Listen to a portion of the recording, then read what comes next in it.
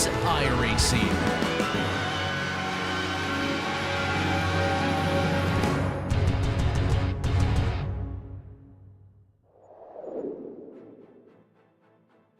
A place which is known in absolute infamy for just how tough of a track can be. The longest toll road to nowhere now finds itself as one of the great starting places for a championship. And when you get Skip Barbers out here on a Thursday night, you're in for racing action here with us on the Global SimRacing Channel. Welcome to the Green Hell, a combined Nürburgring, the longest layout you can possibly find out there in iRacing circles. My name is Jake Sperry. Along with me for today's action is Craig King. Christian Deploy is in the director's chair. Cameras are provided today by Dougie Beard. But to a circuit that probably needs about 10 minutes to get a detailed run through of a track guide here, because there are over 180 corners, there are 23 kilometers worth of racing per lap that there will be. And so to truly get just a snapshot of what this is,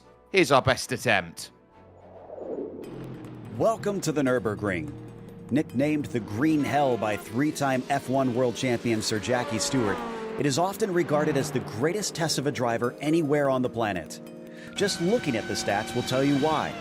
While the combined version holds a swath of choices, they all include 100+ corners and range between 14 and 16 miles, or 24 to 26 kilometers in length. Add to that roughly 1,000 feet in elevation change over the course of the lap, and it's easy to see what's so impressive about it. Simply memorizing the course is over half the battle for drivers, let alone being fast. It goes without saying that the Nordschleife portion is dangerous. Many fast corners lack runoff, there's blind apexes everywhere, and in a couple cases, even modern cars will get airborne. The list of famous turns is pretty lengthy, but some of the more notorious are places such as Fluke Lots, Miss Hit Miss, Bravery Corner, and of course, the ever iconic Carousel. It's not just the places where you have to move the wheel that get attention too. The Dottinger Hoa stretches for more than 1.5 miles in length. However, that isn't even digging into the Grand Prix portion of the circuit. Much more open and safer in nature, it's no less challenging from a technical standpoint. Passing is still surprisingly hard in most cars, and corners such as the Schumacher S can spit you into the barrier if you don't respect the curbs. Events such as the 24 Hours of the Nürburgring offer drivers of many skill levels the chance to tackle this behemoth, and still draws gigantic grids to this day. Many race fans consider this the mecca of road racing, and any driver who is able to push the limits here often quickly garners their respect.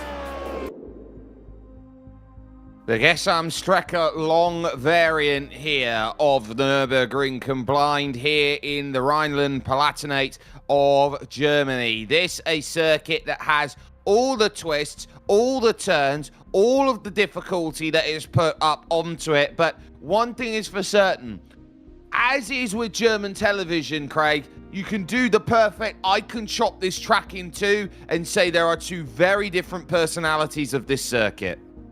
Or you can almost say that this track is also almost like German television, where you'll be going down a bobsled track on a frying pan, with the amount that you are going left and right and nimbling through some of the twisty bits, like down not at Hatton back, but Hatton back and all around there. But the thing for this track is the straights. There's only 3 laps today, though, Jake. We'll get to that in a minute.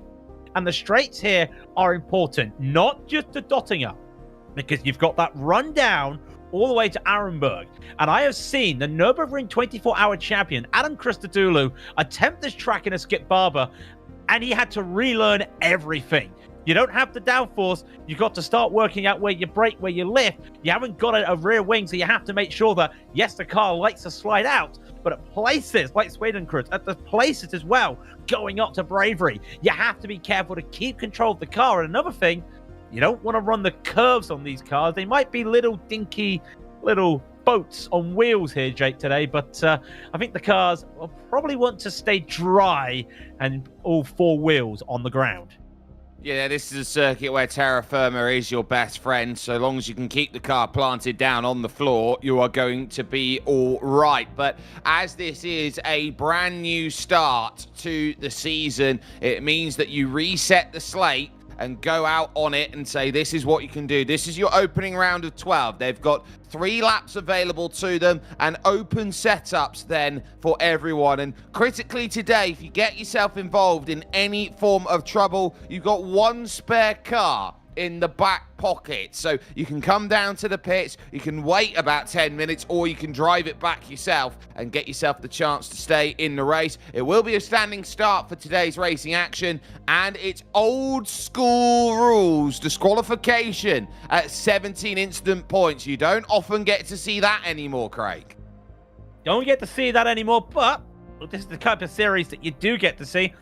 This is a D-license series, remember? A series that you learn. Back in the day, and I'm talking a bit old now, but me and Jake both know back in the day, this was the car that you were told. You want to learn how to drive? You drive one of these. So it's a fantastic car to really sink your teeth into, and that's why it's just a really good combination here. One of the classics in iRacing against the classic in motorsport.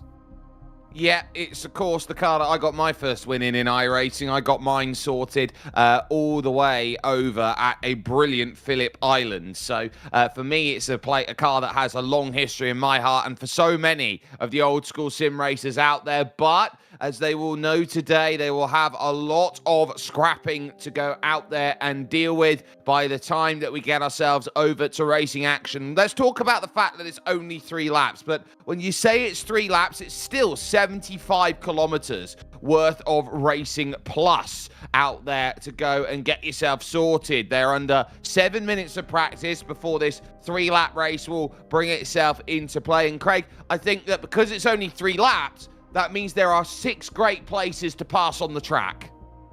Well, I'm trying to think about them all, and I can think of a few of them, but the thing about them all is, when do you do it? Everyone knows the Dottinger is the longest straight, one of the longest straights on motor racing. So you know that you have to take your time there, but where do you look for it? Because do you make that move before the Dottinger? And if you want to do that, that means your best place is going up to Bravery. And because there is an uphill incline, that means that the car behind usually gets the speed advantage. But if you take it at Bravery, then you're going to do the defending at the Dottinger. So I think what we may see, Jake, when we get to that final lap, I wouldn't be surprised, and I've seen it before with some top drivers, and we've got some top drivers here.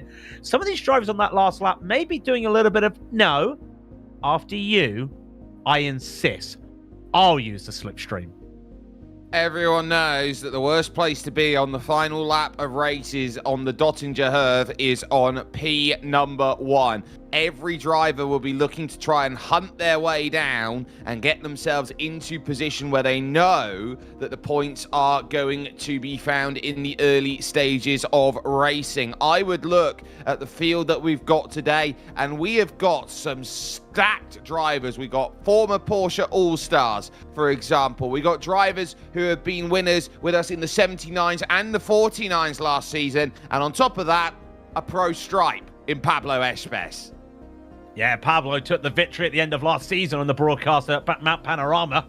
I wonder what he can do this time. That was also a slipstream battle. It's a Skip Barber, of course. It's going to be a slipstream battle. You've got content creators, you've got pro drivers, you've got up-and-comers as well here. And what's interesting, 18-car grid. And if you've never seen the Nordschleife at iRacing, detached qualifying. That's why we're not showing you anything at the moment. They qualify in a session before the race. So out of the 18 cars you'll see today, 15 of them have set a qualifying time, and I think it's safe to say there's only one man that really should be pole position, and he is Pablo Espes, is taking that pole position.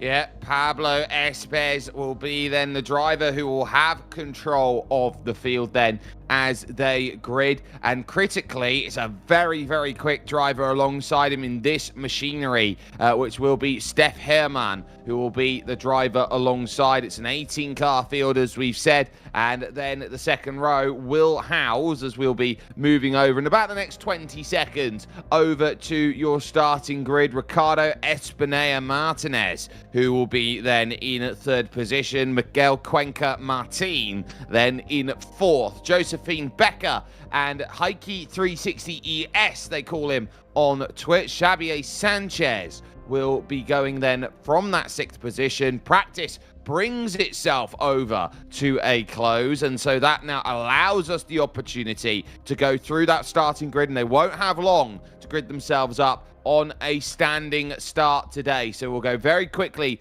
through that order and get that confirmation to you up on screen. So it'll be Espes and Herman with Ricardo Espinea Martinez and Miguel Cuenca Martin, Josephine Becker and Xavier Sanchez 5th and 6th. David Kennedy, the Scot, is 7th, with Phelan Pritchard in 8th position. Raul Rosses will be going from 9th, and Colin O'Regan rounding 10, Craig. Yeah, and then the last 8 will be Ruben Martin Diaz in 11th. Daniel Ortega will be in 12th with Jesus Cabal in 13th. Herman Suarez will be 14th with Philip Sear, the last of the time qualifiers, in 15th. Diego Ortiz 16th. Danny Vimo in 17th. Jack Wynn will be 18th. Yeah, we'll just get the final lot of that on screen and we'll get ourselves set and ready. These drivers know that they are in April 1st conditions here, and they'll be getting themselves set right now for a weather with 10 kilometers an hour worth of wind. It is 18 degrees air temperature, 15 kilometer an hour gusts we're sometimes seeing, but 19 degrees track temperature. It's cold out there as they line themselves up. A bit of fog for our camera. Engine notes now start to rise, and 3 laps start now here at the Nürburgring Combined. Immediately Espinea Martinez moves over to the inside to get as much slipstream as possible on the run to turn number 1. Espes covering off the move then in towards the opening corner, but goes a little deep then on cold tyres and cold brakes. It brings Espinea Martinez now with a chance. So Espinea trying to get that position around the outside as they work through the AMG arena. It's Espes with the control. Big drama though. Martin has a black flag. Wouldn't be surprised if the black flag was due to a jump start. We'll have to keep our eyes on that, but a good start at the front. Espinela Martinez really trying to just push the car a little bit wide at the moment. You're not missing anything at this moment as they just continue on. Josephine Becker has made a couple positions up as well. She's up into 5th position. Drivers are now hitting that main part of the GP circuit, which to me, Jake, you don't see this a lot nowadays when you see a Nürburgring Combined, but this is almost like the 24-hour layout. They head down to that famous hairpin. Yep, they do, and they know that it will be the Goodyear hairpin. This will go GSRC radio for a little bit. They are single file through the first 6 drivers out there at side-by-side for 8th and 9th with the likes of Raul Rosses, Daniel Ortega, and Phelan Pritchard at the moment, who are trying to give themselves the room up through the Schumacher S's, and they will go into single file then as they work on through that section. They will then note that they've got the Xiaomi curve, a 90-degree left-hander that follows, and the leading 4 are there right now because the driver in 5th is Josephine Becker. She is at risk of dropping the train just before they start entering onto the Nordschleife itself.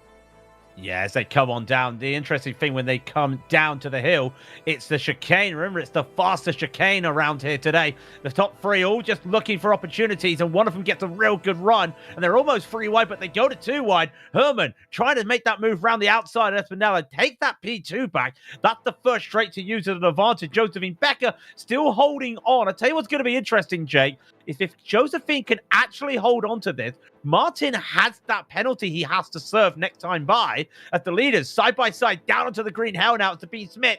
Herman try to go on the inside. We'll have to try and go around the outside as they come around the Hatzenbach. Does not stick at the moment.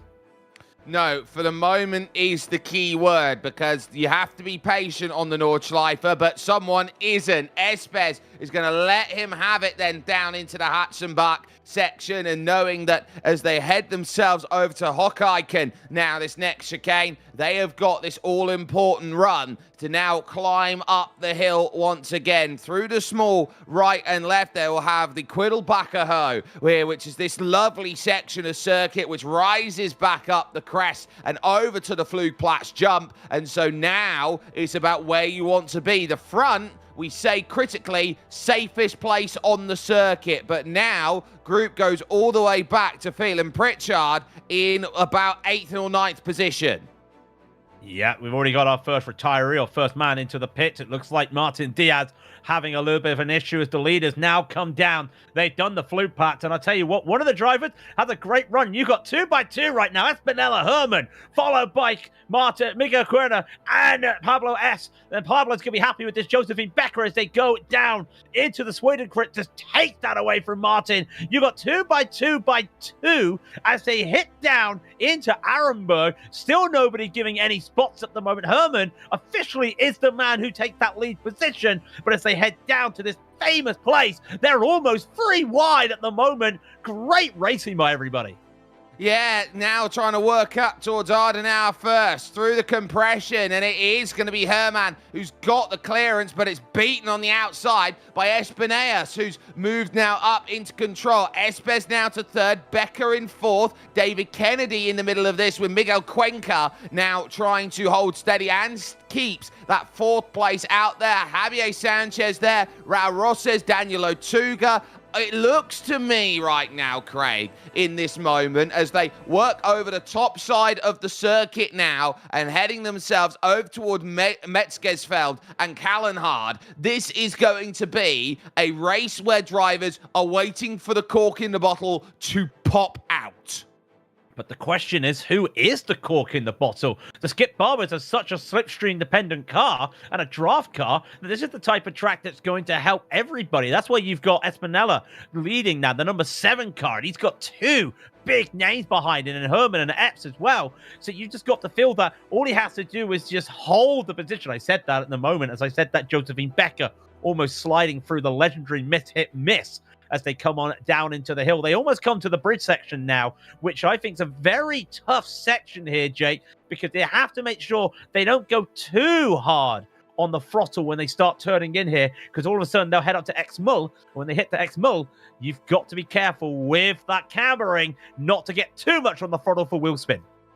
Yeah, X-Muller's tough, and Miguel Cuenca's run wide at X-Muller, just as you were about to say there, Craig. So Josephine Becker takes the place to fourth. The group starting to fragment now as Kennedy goes through, up into fifth. Kennedy having a great job. Javier Sanchez now sixth. Rosses seventh. It's eighth now for Miguel Cuenca, who sits himself in. And remember that Miguel Cuenca has the penalty, a black and orange flag showing for Jack Wynn, the number 16 Irishman, who has had himself an okay start to the race, but he's going to have to take the fast repair at the end of the opening lap. Side by side for the lead now through the Lauda Links and over towards some of the scariest corners out there, like Kesselchen and the Klostertal, which will be coming up in the mine. 3 wide, Pablo Espes is not going to sit by idly, wants to control from the front and has made the move and will look to try and confirm it at the Klostertal.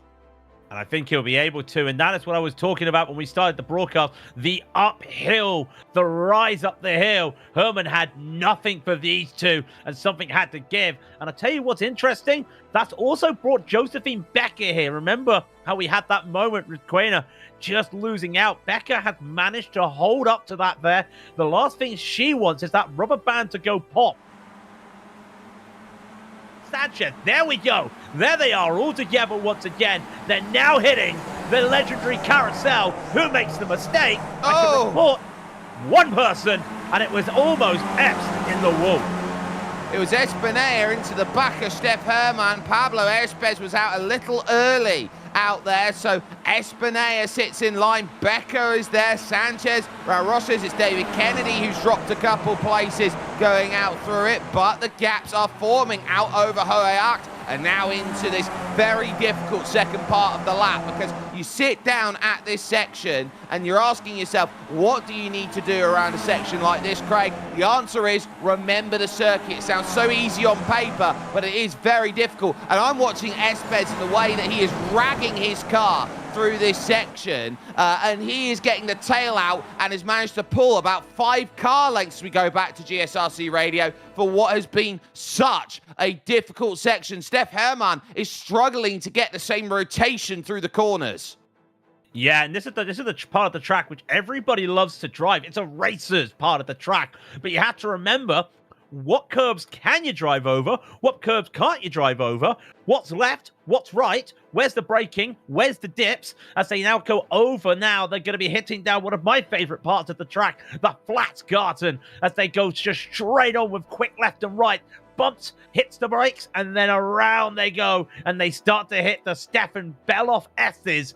And this is now where it gets a little bit dicey. Everyone's still staying there, but you have to make sure when you go down the hill, it used to be called Flatgarden Spy, but now it's got the Stefan Beloff S there. No one's riding that helmet today, but I think these drivers would love to give themselves a Beloff performance out there today, as they almost come up now to a few more quarters into the second carousel. Yeah, they're now working themselves here as we get back to pictures through the Schrabenschwanz. And now here comes this miniature carousel wide through the gravel there, just a little bit further behind. That was not going to be easy to try and navigate through, and one car's going to run wide there. Miguel Cuenca in the background, up now through the long right-hander that leads up the Goldenkopf to the Dottinger Herb, and this is where you start opening up the lap. This is where you need every element of slipstream to help, because now Steph Hermann will go and get the clearance and make the move. And for Espes, he knows on the freight train, I've got to get into line. Becker making the progress now as they will go 4 wide on the front stretch. Josephine's going to run out of trim, running on through as we lose pictures temporarily. It looks like for the moment, Pablo Espes here as they pass the tourist entrance has got the clearance sorted, but now here comes the next driver with a big charge up through. Raul Roses and Xavier Sanchez looking at where to go. There's nowhere to go as they now work themselves down the hill under the Bilstein Bridge. But Craig, right now, this is about bravest driver on the brakes. It's Becker versus Espes as they work themselves through turn 13 and down into the final couple of corners of the Hohenrain. I said last season, and I'm still sticking with it. Watch out for Josephine Becker in 2026. We started the 2026 season. She went side by side going up the hill with a pro driver. And now she's losing, as you can see, losing a bit of time out there. Now at the moment, as the car just said no, everyone's got the slipstream. They'll go 3 wide once again. This is what makes this track so good, using the 24-hour layout, because everyone has got such a space here on this start line of the F1 start to go 3, 4 wide. When you come to cars like this, Becker loses out. But I'll tell you what, if that was the final lap of the race, she'd have the victory. Yep, she certainly would in the spirited away number 12 at the moment. Steph Hermann is in play, and now it brings in Xavier Sanchez into position, who is trying to run a mock-up Peugeot at the moment, running through. David Kennedy now lining up, and this might not be a case of if, it's a case of when you time those runs, as we focus on with Kennedy going through the next section of circuit here, down the hill through the very difficult right of the Paget Racing curve and back over to the Goodyear hairpin down at the bottom of the track. This is what I would call the most natural section of circuit out there. They have built a gap of 6 seconds to the of 9 seconds to the likes of Colin O'Regan and Jesus Cabal, who find themselves 10th and 11th. Yeah, they're there as well. And I'll tell you what, I love that hairpin just because of the way it cambers. And you saw Espinella there going a little bit wide through the camber there and just losing a little bit of time. But it's just so nice. When you hit that right, it feels right. And you know it. You know when you get a corner right, you get that feeling. You feel the force feedback in the steering wheel as well. You know that there's not a lot fighting. You get it right, and it just sets you up for that up to the Schumacher S's. But now they go down the hill. They've hit the Bilstein curve, and they'll be heading on away to the Vido chicane. And again, just look at the different lines of drivers. They were doing this last time. They were trying to hold the inside to try and block off here. It didn't work last time, but this time Pablo's in charge. Pablo says, yep, try it.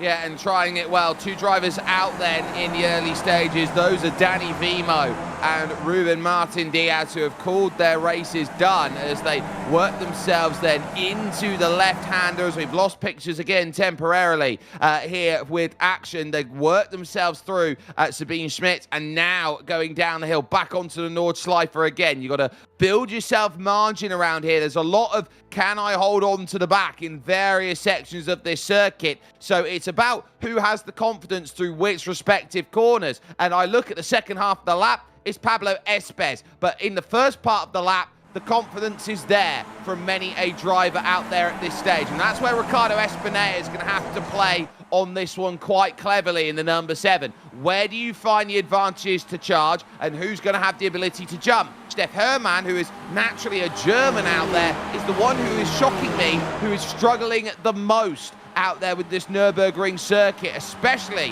when he's got the SimRC colours currently that he's piloting with.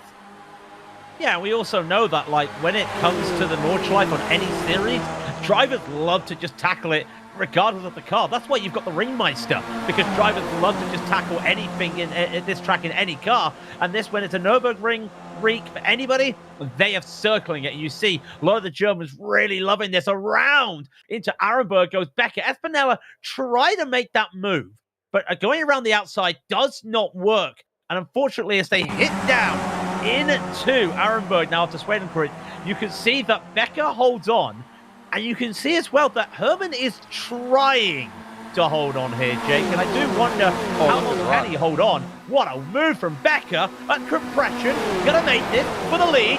Go on, Josephine, what a move. That's a great pass, and it's one to put up to the race lead, with Espes in second now, with Espineta down to third, Hermann to fourth, Javier Sanchez in fifth, the train back to Daniel Otuga. They've dropped Phelan Pritchard then from this one, so the Irishman needs a bit of luck to get back into this one, but it is the Swede Otuga then in 8th place, and they'll work over the top of the circuit now and give themselves room. This is where confidence is going to need to be found. This is where drivers have a lot of different understandings of what they're racing for, Craig. Some will race this as the biggest way to get their safety rating up week 1. Some will race this just to say that they've done it as well. That's another thing. Put a feather in your cap. Yep, I've done a race around here in an open wheeler. A lot of drivers love to do that. So for some of these drivers, the name of the game is victory. Other drivers, the name of the game is safety rating. And other drivers, it's trying to hold on. As we go back to GSRC radio, and a couple of the drivers flirting with the grass on the exit of Miss Hit Missile. On the exit of the miss second there, but as they head on down once again, this is now, we're about, what, a quarter of a way through, a third of the way through the second lap. Still not a lot to be shown, because no one's showing their hands yet, Jake. If anything, I think that first lap, where we saw the carnage of everyone going 2 by 2, I think that was just them just getting themselves warm, breaking the ice. Now, we wait to see if anyone's going to be brave enough to make any moves this lap. I call it the business card phrase of racing, where you say, hi, this is who I am, this is how I race. Second half of the race, meat and potatoes out there. You're trying to build it up, and then that final lap is going to be, right, all cards on the table. Espineta has run wide, coming out of Bergwerk, and that's going to bring Steph Hermann into play. Pablo Espes, no shocks then through the Lauda links, is now going to go and make the move up in, and we're going to go 2 wide and 3 deep as Raul Rosses can watch David Kennedy and Xavier Sanchez making that 3 wide progress out there. Espineta bouncing over the curb, puts Kennedy through the middle, and now it's going to be Espineta trying to work the grass on the outside to try and get that placement. So it is going to be one of the toughest moments out there to try and work it out. Both lanes being pretty nicely covered right now by Pablo Espes, but at close to time, it's Josephine Becker who tries to say, this is my corner. Still can't get the confirmation, can she? Espes back to the inside, leading it up to the Caracciolo carousel, named after Rudolf Caracciolo, the driver of the 1930s, who was so influential for Mercedes. But as they come through the exit, now you've got to work out single file. Wrong side of the road, like David Kennedy, for example, you have to get into line. And everyone does get in line. Almost got it going to the back of Kennedy there. And that would have been a little bit of a mistake there. He knew that he had to make Kennedy back in, because even though you don't, even though if you want to make that move and force a guy wide at the carousel, that would also just hinder everybody. So now having to just make some moves. But Josephine again side by side with Pablo could not get a way in, and that's really interesting, because remember, you don't have the downforce in these cars. This wing, it's a wing, it doesn't do a lot. So you have to make sure that you use all your mechanical grip around here, at the same time trying to fight with the balance of the car, shifting the weight around. And when you're going up the hills, down the hills, over these large curves, that weight balance and that weight transfer is going to just be so tedious to work on. But now they come to this, and I'm seeing Pablo not having his way down here right now. Like last time by, he was having a real good time down here. But right now, Josephine is really holding up the second half here. Herman is the one that's struggling in third. Yeah, we've seen that through the opening stages, and that gap now up over half a second. It's going to take a while to grab that back as they now work themselves up over the crest once again, and now through this very fast section. This is Flansgarten now, and you do get jumps over various sections of this circuit, and you work through the next right-hander. And I just want to touch back on that downforce point, because yes, the front wing does create downforce. How much downforce does it create? It creates downforce. I was going to respond with yes, but that's basically it right now. And Espinella, first lap win. Don't think you got a first lap win right here today, but I'll tell you one thing. You were able to try and hold on to this. I'm just looking at that. I always love when the drivers use the cockpit and the paint to their advantage to make little things like that. But you could see working, and the car's sliding as well. And Herman slides, and again, that's the nature of this car. You want to do a little bit of sliding, but I feel like you don't. Pablo's gone too wide at the carousel, at the Klein carousel. He goes a little bit too wide, and I think, yeah, that's the right play. If you're Pablo, let Josephine go. Let Josephine lead. He's going to get that lead back at the end of the straight. Yeah, so that's going to bring them back into a position with Wynn and Ortiz. Now, Diego Ortiz down in the pits with a tow. I think the two may have come together out there on circuit. So now this front group, here comes the chop and change. Espes gets the move. Now here comes Herman taking a decision. Espinella trying to thread a gap. There's no gap there. And it's Espes who has to move himself on the line. And look at how he gets swarmed. Kennedy now moving up to second. Becker's going to move back on the outside. Find a lane with Raul Roses. Find a partner. This is Talladega style. This is plate racing in Skip Barbers. And now move across to find your lane. Becker just leaves the door open. And so now it's Becker and Roses. And now here comes the chance here for Herman to get back into place. Nowhere to go, two big lanes, and there's nowhere for Becker. There's the contact, and also Espinella gets caught up. Bang into the fence, they both go. There's no room to go free wide going up there before Tiergarten, and I did feel that was a little bit too ambitious there, and you can't blame Josephine. She, unfortunately, was the car in the middle. She had nowhere to go. Thankfully, not a lot of damage. Going to keep on going, but that was risky. And you could see, with the different speed changes there, something had to give there, Jake. And I'm surprised it was just two cars. And we've got one of them. In fact, Espinella has a mechanical meatball flag out there. But just to go to show how close they've been fighting, that's not the fastest lap. That's the official fastest lap. These drivers at the front were 7 seconds faster than what Pritchard did. Only difference is, once you get an off track, you kind of lose your ability to get a fastest lap. You absolutely do. Josephine Becker's got away with that, by the way, without picking up the black and orange mechanical flag. And the rules of the black and orange mechanical flag, as Espes now tries to line it up in what used to be the Ford curve out here. Now, as we'll take a little look at that crash, is the fact that you don't have to serve the black and orange mechanical flag. That's the look. Then you see Kennedy there on the inside, and Xavier Sanchez has to basically bump his way forward to say, look, get me out of there. I'll be in a corner if I'm not careful. And nobody, and I mean nobody, puts Heike in a corner. Well, he's lost his nose cone, but I'm pretty sure he was screaming, I'm a creator, get me out of here, because that was very risky. He does have a little bit of damage on that nose. That's going to affect some aero, some top speed. He's going to have cold feet. Yeah, he's gonna have cold feet, definitely. There it is. We need some pixelations there. We shouldn't be seeing what's inside of that. However, he's still there, but he has to work up now because you can see the timing tower. Otoga is trying to keep up with these cars. What a result that would be for Daniel. He's already up 7 places. It would be great if he could, but I feel that it's really going to be between the top two, Espes and Herman, but Guardia will provide a fight. Here comes Pablo up through the Falkenbogen and up to the Vidal chicanery. Gets the pass done. They use the endurance-style chicane here for this section, which means you can carry a lot more speed at 140 kilometers an hour and onto the oval. Oh, sorry, and onto the ring, I should say. But you do look around and see Steph Herman. The issue is carrying the mid-speed corners. And I think Pablo Espes knows this and is going to go, right, all guns blazing. We're on attack mode now, because if Steph Herman can't keep my pace through the corners on the Nordschleife, I might as well go all out and get it. Why not? He's got some fantastic speed here, and he's keeping the car under a lot of good control. But this is the problem, because you talked about a pop of the champagne bottle. The cork's going to come out.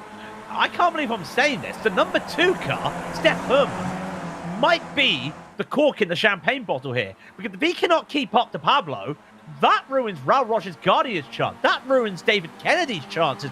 They go up and down the hill right now, and they haven't caught the air like we thought they would up here, but this is going to be interesting. Pablo has to gap Steph if he's got any chance of winning this. And David's gone too wide there, and I think he's held on.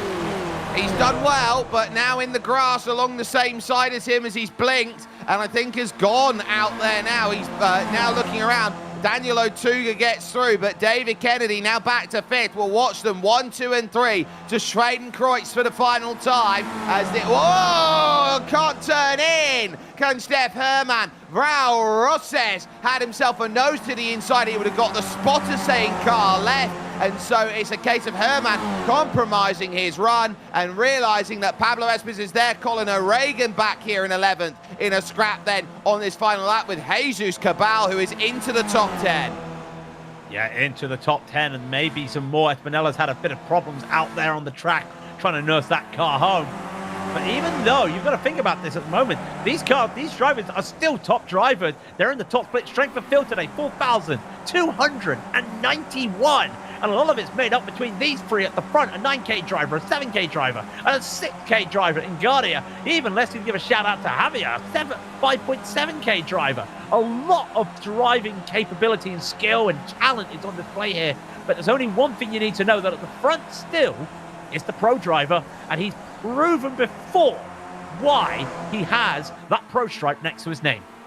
Yeah, part of the Williams Esports Academy. He was a part of Obsidian Racing back in the day when he was running in the MX-5s in the MX-5 World Sim Series with us on the Global SimRacing Channel. He knows quick. He's been part of some very quick teams, and he is going to be lightning fast every time he goes around. And now he's ticking off village after village. He is ticking off section after section, down through this very tight braking zone, which is always immortalized for the BMW that crashed in the Top Gear special that was done around here in this place, with Jeremy Clarkson running by. Raul Rosses, I think, is trying to time this run. I think he's going to need a very good run, but he's too close in what mocks up with a Fernando Alonso helmet and an old Fujifilm style livery that he's got going out there at this moment in time. A brilliant classic Tyrrell livery on his car. He knows one thing and one thing only. He's got to find the space to go and make that pass. Well, I don't think he'll be using a Porsche to try and get the slipstream in his van, because this isn't a van, this isn't a refrigerator, this is a Skip Barber car, and I wonder if he's now got the chance. Up the hill they'll go. The closest gap here is Herman and Guardia, but Herman's going to try and close that gap to Pablo. Raul's going to have to try and make this move early, and he can't. And Pablo is just a sitting duck right now. Ducks on the pond. 1, 2. Is there going to be a third? They will come down into Kesselchen and up into Klosterau, and Pablo just stops it. And I think that is a sign that that could be all. He's not going to try and do this. This is brave. They call it bravery in English for a reason. He used it the second wind of the slipstream. Was not expecting that at that point of the track. Well, I think they're playing games now. I'll take the lead, but no, I don't want it. So Pablo goes, no, you've just brought 2 more drivers back onto us. We had that gap at 7 tenths to Otuga and Kennedy, and now they're going to be lining each other up. So actually, when you talk about this as they head to the carousel, normally you talk about, I want to be 3rd in line. Today, I want to be 5th in line. Man, what can you imagine if David Kennedy gets this? Because we always talk about that. Usually in a slipstream track, you look at the 3rd place. But the last time I saw a slipstream battle here, Jay, IMSA Vintage, earlier in the year, Andreas Valenteas, and I talk about this for a reason. Valenteas was holding off Jacob Reed, 2 names that people will know if they watch GSRC. Valenteas was leading. As they came around to hit the Dottingahoa, he deliberately slowed down to let Jacob Reed lead so he could use the slipstream. I'm not saying Pablo's going to do that, But in the back of my head, if I'm Pablo, I'm taking the risk. I would look around, and Pablo Espes is going to be one driver who I think is going to be looking to try and break through this section. This is where you find every corner works. Down through Brunchen now, they'll be looking towards net, so they'll work through. They've just gone through Wipperman, now through Eschbach now, and they'll be looking at Brunchen as the next corner up over the top. This is Brunchen here, this next lap. Rosses again is hounding the back of Steph Herman. But the key here at the moment is Pablo Espes has got half a second in the pocket. That's not enough. 6/10 fighting the steering wheels. We've got this brilliant driver's eyes perspective at this moment, and now working over through Flansgarden, Craig. Down into Flansgarden they will go, and this is where Herman needs to try and find the time. It's going to be tough and a bit of a slide as he goes on through. And you can see Pablo, the gap, still 6/10, trying to extend it. But you've got this straight now down to the Stefan Belafessid. It's going to keep closing. Guardia realized it. The gap is 6/10. Guardia's right there. He's hoping and hoping. Otuga's right behind, 5/10. I think they may be out of it. Herman needs to find some time. 4/10. This is going to be a Grand Slam finish going up the Dottinger. This is perfectly timed by Steph Herman, who has been waiting for that chance, and now with a mini carousel and a Goldenkopf, they're going to have to start figuring out what they want to do. They can't play games like we've seen in previous races around here because they know that the group's too big. So now it's about who's got what, who's going to be the bravest right now. Through the Goldenkopf, Kennedy off in the grass, and he might have just lost his chance of making it happen. He's going to need an almighty run now to come back to it, or hope they all come together in the final stages. Otuga is best placed in fourth, but here comes the chance now for Steph Herman, moving to the left-hand side. Clearance is there. Get back in the tow, Pablo. You need to get back up there. Rosses with the run. Otuga now is going to pick up the chance, and they're going to go 3 wide. They might even go 4 wide. Top 4. Final lap of this race. It's all on now as they pass the entrance and know that they've got to get themselves on the brakes. Herman's covered off. He's blocked out there by Pablo Espes. Rosses struggling for the speed now. Espes on the inside is going to have the run, but still Otuga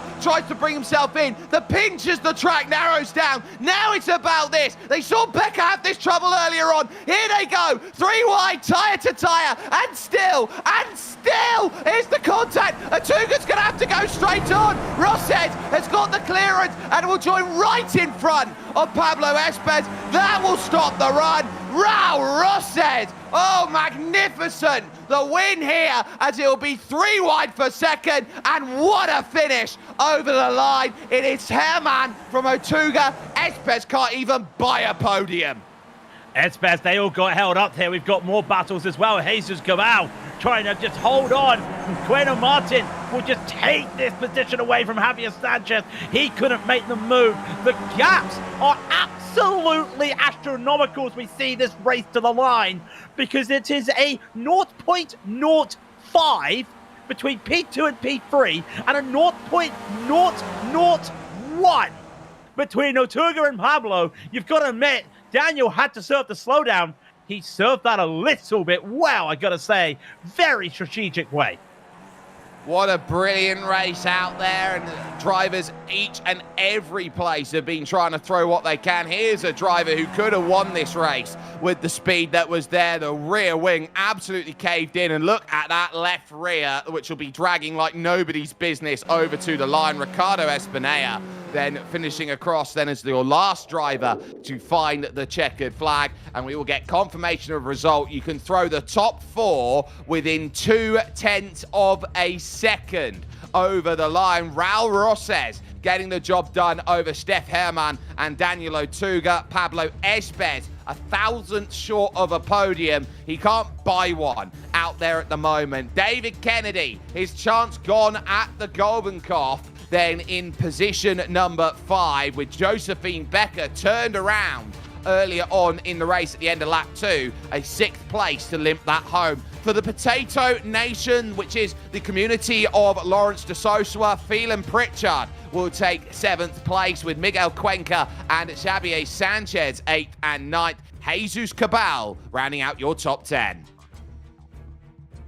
We get to the second page. Colin O'Regan will be in 11th, just missing out there on those drivers. Philip Sir will be in 12th, with Herman Suarez in 13th, and Ricardo Espinella will be at the last. Remember, he had that black flag on the start, jumped the start, had to take the penalty. He finishes in 14th. Diego Ortiz will finish 2 laps down, had to take a retirement. Jack Wynn will also finish as well, having to take a retirement. Danny Vinmo will just be classified as 18th, with Ruben Martin Diaz, who gets to 17th. Just a little bit of time there. Just only 4 retirees today. As you'd expect, everyone just wanted to see the finish line. They needed to, but with 4 drivers who couldn't, it's one of the toughest scenarios out there to be laps down in just a 3-lap race. It's one where you just have a little wince to yourself and say, yeah, that one didn't quite go quite well. But as it stands, Craig, that was probably one of the toughest season openers you could possibly put together, but it is one of those combinations, a slow-powered car or a lower-powered car on an incredibly long track with a big overtaking straight, and you have to be the greatest tactical thinker to go and win the race. It is that simple. How tactical can you be to get it done? You and I have watched, we've commentated, we've shouted over so many Skip Barber races over the years that we know that it's going to be a little bit of a moment of you have to make that opportunity. You have to be there. You have to be in it to win it, of course. So you then have to start working. But this is completely different. It's one thing, Jake, for us to talk about having a straight down at Bathurst like 2 weeks ago. However, this is something twice as long as to chase down there at Bathurst. So you have to take your strategy for straights and your strategy for slipstream and just throw it out the window. And we saw that there going up into Klosterau, that we saw that Pablo retook the lead because Herman didn't want it. That is quite interesting, and you only get that when you come around the Nordschleife. Absolutely, and while it is going to be a case here that next week is still going to be some great racing out there, we will not be running here on the Global SimRacing Channel on Christmas Day. I believe that the NFL does, but we don't here at the Global SimRacing Channel. But Portland is going to be one track we won't be running.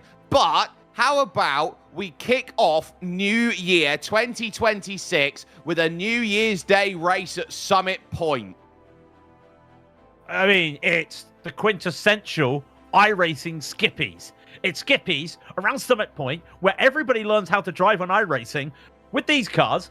The short layout as well. That's going to be interesting when it's the short layout. But is there anything better, Jake, than an underpowered car around Summit Point? I'm trying to think.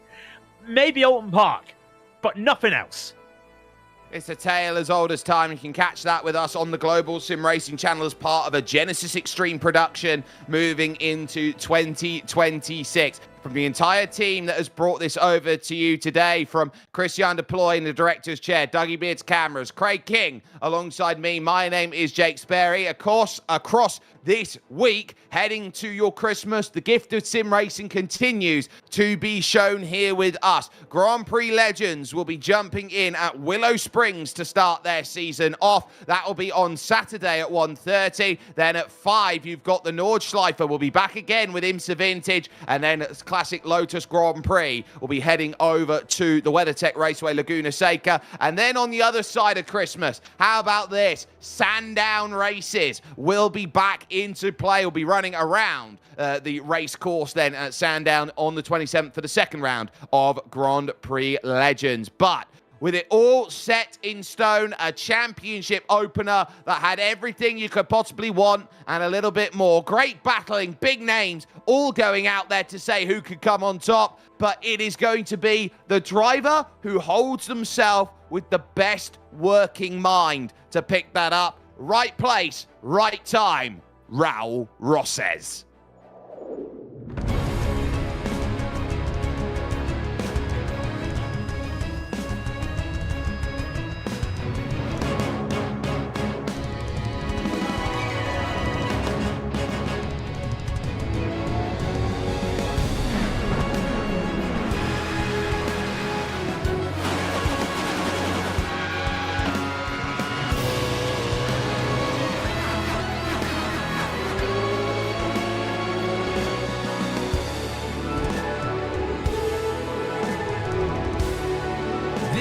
is iRacing.